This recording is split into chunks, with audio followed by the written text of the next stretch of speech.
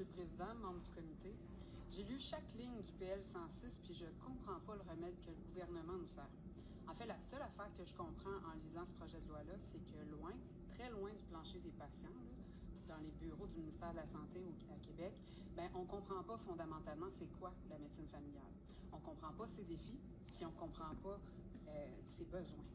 Je comptabilise personnellement annuellement plus de 300 jours de travail RAMQ. Pas juste au bureau, c'est vrai. J'enseigne, je forme la relève, je soigne des patients à domicile, j'aide des Québécois à mourir dignement, puis je fais de l'hôpital aussi. Pas mal à part de ça. L'automne dernier, on a perdu 30 de nos effectifs médicaux, le tiers des docteurs.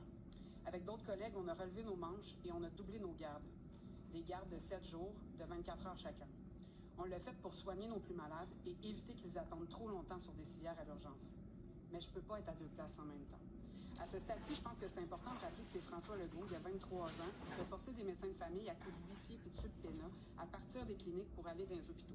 Puis là, on est tous assis ici, 23 ans plus tard, à commissionner pour utiliser ou considérer un traitement similaire pour un septum puis un problème qui est toujours pas réglé. J'ignore par ailleurs comment ça clique au niveau comptable avec le PL 106, parce que je vous dis, ça passe pas le test de la réalité. Par exemple, dans mon RLS de Schlager-Maisonneuve, on est 34 médecins répartis dans 2 GMF. Il n'y a pas d'autres cliniques. Mais il y a malheureusement 25 738 patients orphelins encore. Si le PL 106 est adopté, mon équipe devra supporter 16 000 patients additionnels. Actuellement, on a soin de 13 000 patients, on le fait bien puis on respecte nos obligations. Nous. On ne peut pas en dire autant du ministère. Il nous manque 2 infirmières, une ergo. Notre travailleuse sociale est en absence non remplacée depuis plusieurs semaines.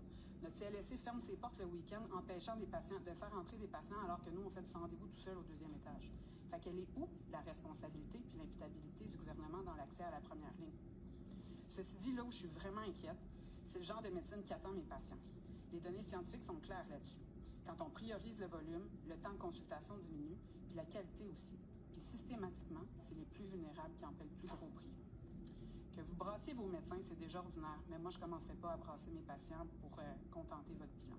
Oui, la santé, c'est une responsabilité collective, mais quand on veut que ça marche, on ne se donne pas juste des objectifs, on se donne des moyens, puis le PL 106, c'en est pas un, ça concorde avec aucun des objectifs que vous avez donnés en début de commission, Monsieur le ministre.